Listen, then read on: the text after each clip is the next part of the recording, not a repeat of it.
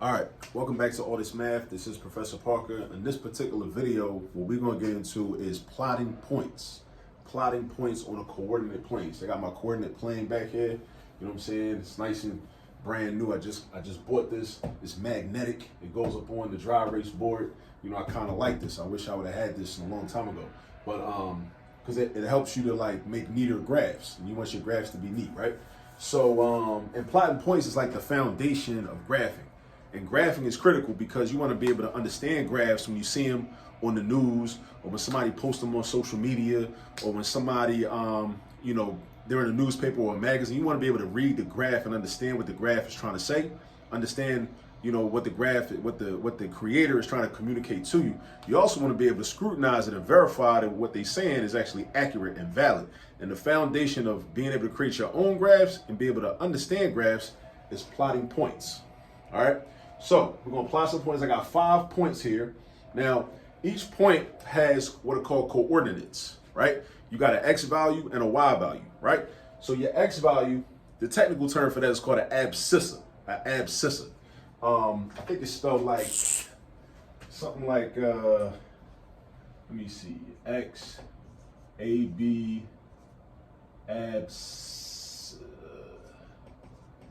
It's something like that. I don't think that that's correct actually, but it's something like that. But it's pronounced an abscissa. The Y value, I know that one. That's called an ordinate. Ordinate, kind of like coordinate. You know what I'm saying? So we got an abscissa and we got an ordinate. But those are technical terms that you might not hear too much, but it's still good to know them. You know what I mean? So in number one, this point has an X value of 3 and a Y value of 2. So the question is, how do we graph that, right? So you always start at the origin. The origin is right there. This is, I should have said this too. This is my y-axis. This is my x-axis. X is horizontal, right? Like the horizon. Y is vertical, straight up and down, right? Straight up and down, like, what's that, like 1230? Yeah, straight up and down like 1230, right?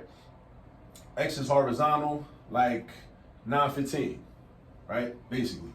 So for this, right? This is your X value. The first number is your X value. The second number is your Y value. They follow alphabetical order. They basically follow alphabetical order, right? So what I do is I go to the origin. The origin is right here, where the Y-axis intersects the X-axis. The coordinates for the origin are 0, 0, right? So you always go there first, right? And then I'm gonna go 3 spaces on the X-axis. So I go positive 3, right? Positive is to the right, negative is to the left. Positive is up, negative is down. So I go from here, I go 1, 2, 3, right? But I don't draw nothing though. I don't draw nothing because I still gotta go, I might just hold my finger right there. Or I might just remember right at where I'm at. I still gotta go up 2. So it's kind of like if you're walking somewhere, you gotta go down 3 blocks and then make a left and go up 2 blocks. And that's your destination, right? So I'm going over 3 and up 2. And then I draw my point right there. And that's 3, 2, right? Now, once again, how did I do that? I start at the origin. That's my origin, where the Y-axis meets the X-axis. That's my origin, right? And then my first value is 3, so I'm going towards positive 3. I go positive 1, positive 2, positive 3, right? Now I didn't label my coordinates on my X-axis or my Y-axis. I could have did that, but just know that in this graph, each of these spaces is worth 1 unit. Each of these spaces is worth 1 unit. So this is 0, 0, that's positive 1, that's positive 2, that's positive 3. Now you don't always have to label it like that. Your scale, that's called your scale, right? What I'm talking about now is my scale, right? So if each of these spaces is worth 1, then I have a scale of 1. But I can make each of these spaces worth 100.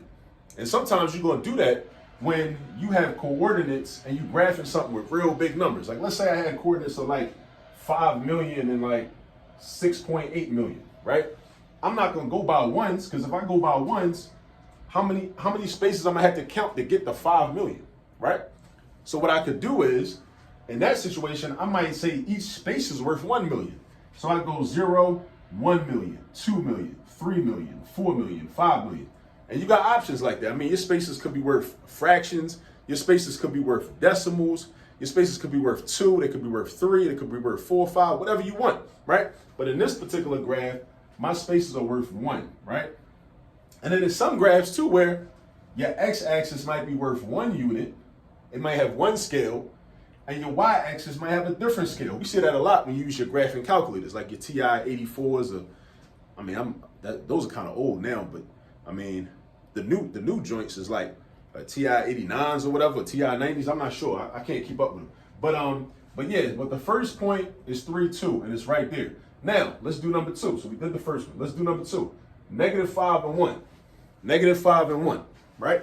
So I go to my origin, and since my x value is -5, the negative numbers are to the left. So I'm going -1, -2, -3, -4, -5. Pause right there. And then my y values are 1. So I go up to 1. And I'm right there with it. Right? So again, -5 and 1, I started at the origin. I went left. 1, 2, 3, 4, 5. And this is the negative side. It's the negative side. It's negatives over here, right? So I stop at -5, and then I go up to +1. Because positive is up, negative is down. Positive is to the right, negative is to the left, right? So this is my -5, +1. All right? So that's done. Now I'm doing 0, 0. So 0, 0. We already talked about 0, 0. 0, 0 is the origin. That means I go to the origin, and I move 0 spaces on the x-axis. So I don't move at all. And then I move 0 spaces on the y-axis, so I don't move at all. So that's my origin. That's 0, 0. That's important to understand too, right? That's a fundamental concept when we're graphing. We got to understand that.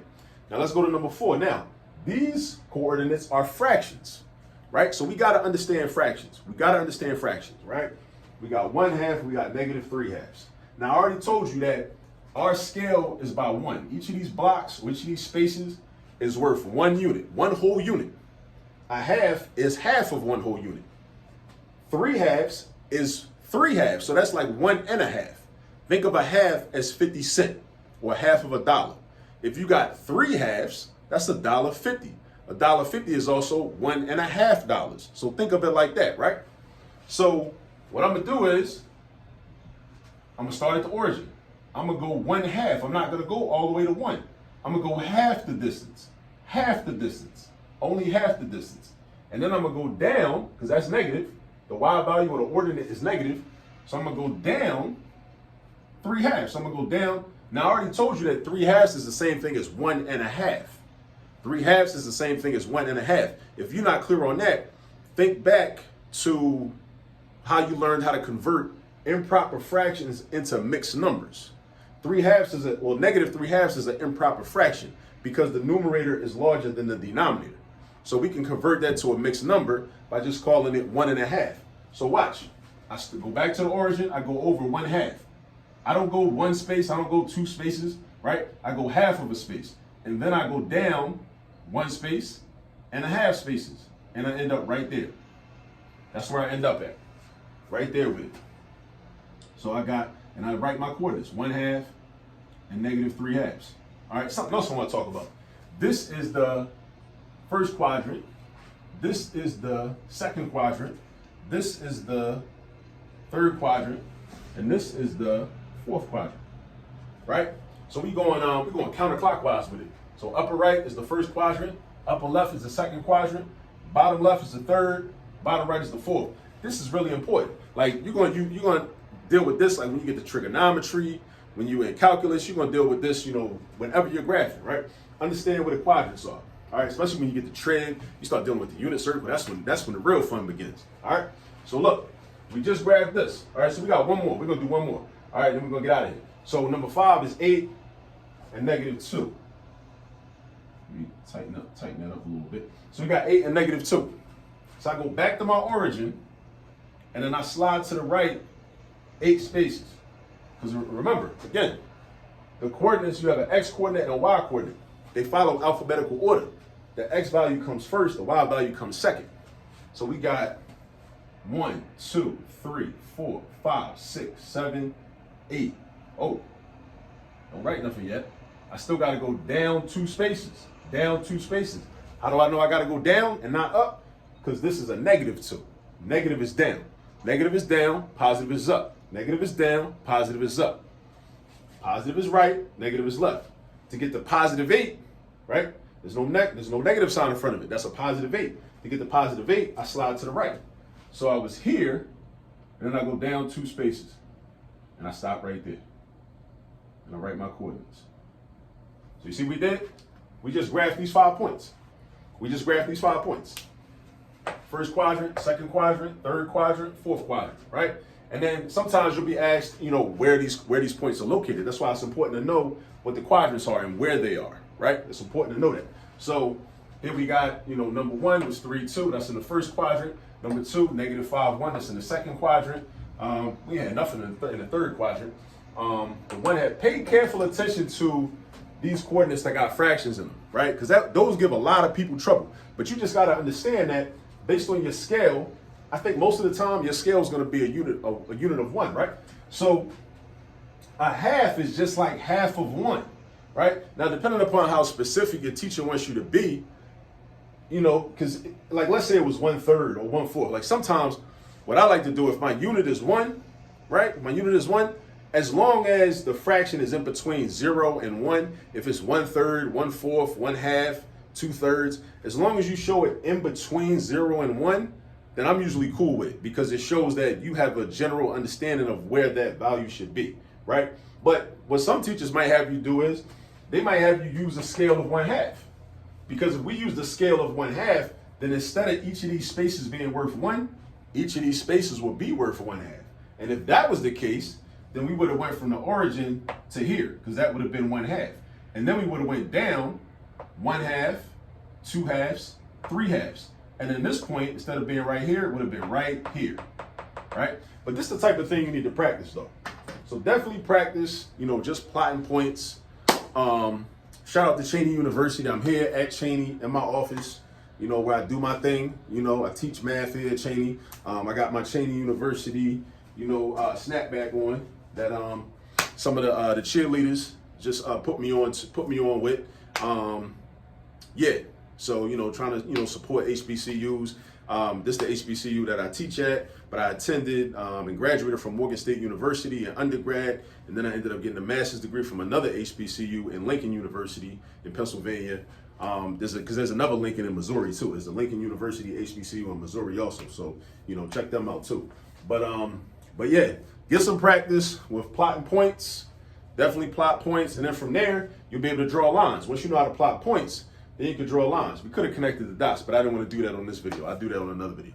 All right, so get some practice. Thanks for watching. Thanks for tuning in. Please make sure you subscribe to the channel, All This Math. At All This Math, just go on YouTube at All This Math. Well, you're already on YouTube if you're watching this, but make sure you subscribe, like, share, tell everybody about it. All right, I'll see you in the next video. Peace.